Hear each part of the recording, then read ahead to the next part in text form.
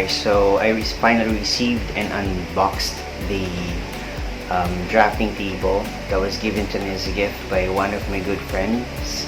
So join me as I assemble it. So medyo bibilisan ko na lang siya, and let's see how it looks like once it's finished. Let's do this.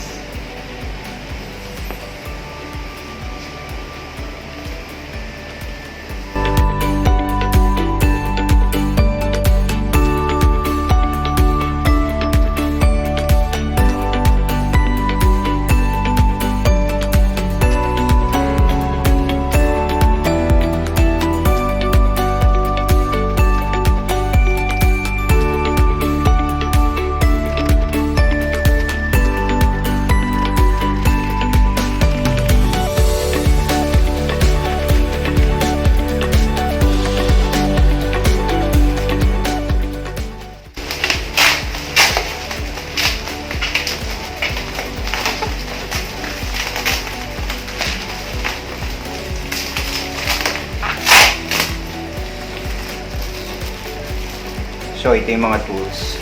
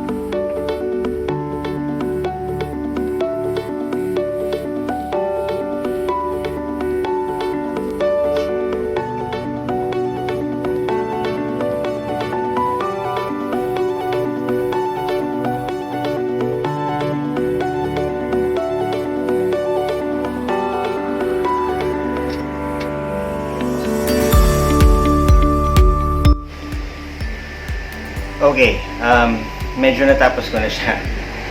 Hindi ko na napakita yung process kasi medyo mahirap siyang gawin. Pero eventually, you'll get to figure it out how to assemble it.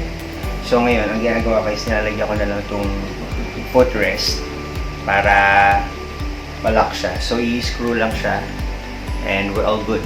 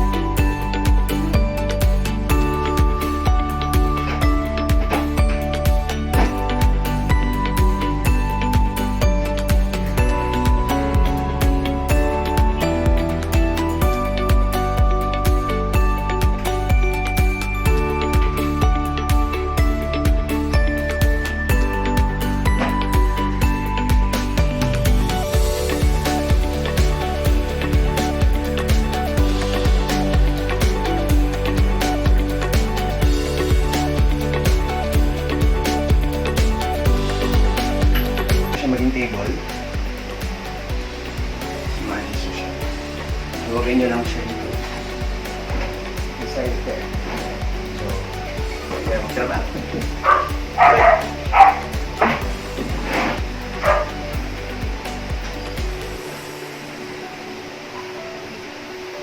Alright, so dito.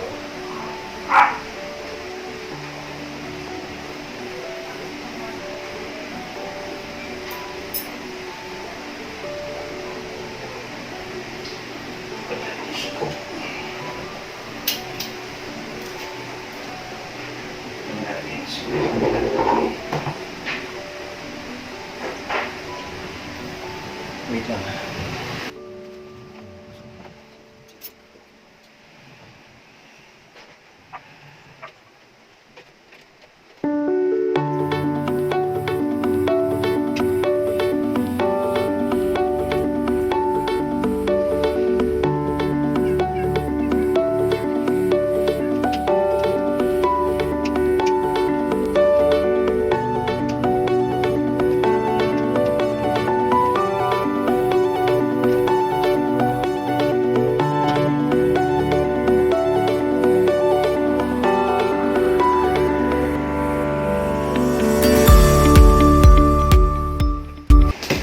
Okay, since na-assemble na natin itong drafting table or drawing table ko, next is ito namang chair.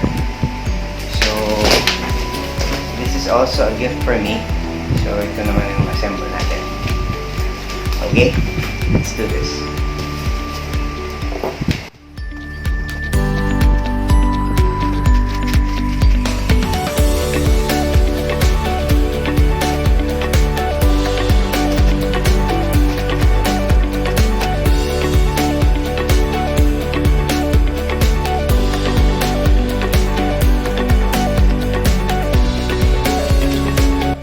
Alright guys, so na-unbox ko na siya. Hindi ko na siya pinakita kung paano ko siya inalis dun sa box. So, yun siya. And here are the things inside the box. So, ito yung mga gulong. It's 1, 2, 3, 4, 5. And ito yung pinaka footrest. Tapos, ito yung sandalan. Ayan. Tapos, ito yung pinakaupuan. Tapos, may instruction manual siya. Tapos, ito, I think dito lalagay. Pag ganyan. Ayan. So, there. Ito yung bakal. Tapos, ito yung sa ilalim. Yung cover. Tapos ito yung pinaka support sa upuan. So there you go. And for this one, this costed around 1,087, including shipping. So ito yung sa ano ko.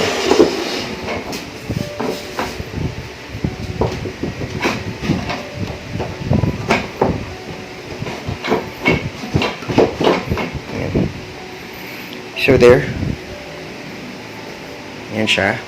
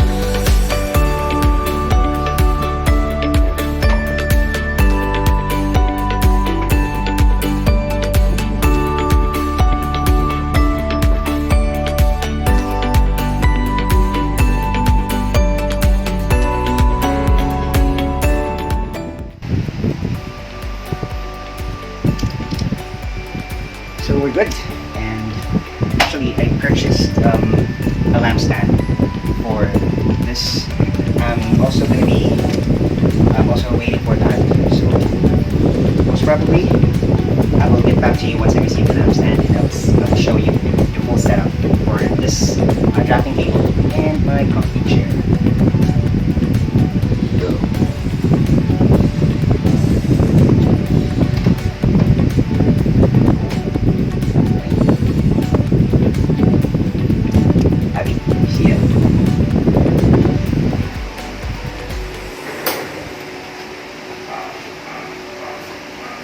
So guys, there you go. I was able to complete assembling this chair and my reclinable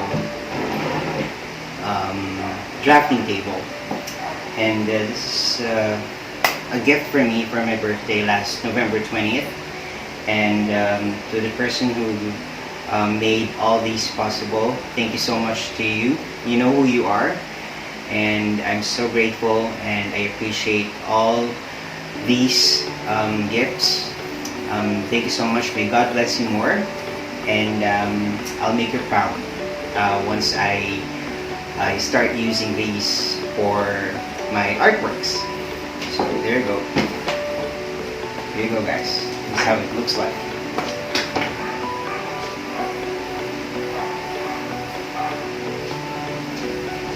Nice. There.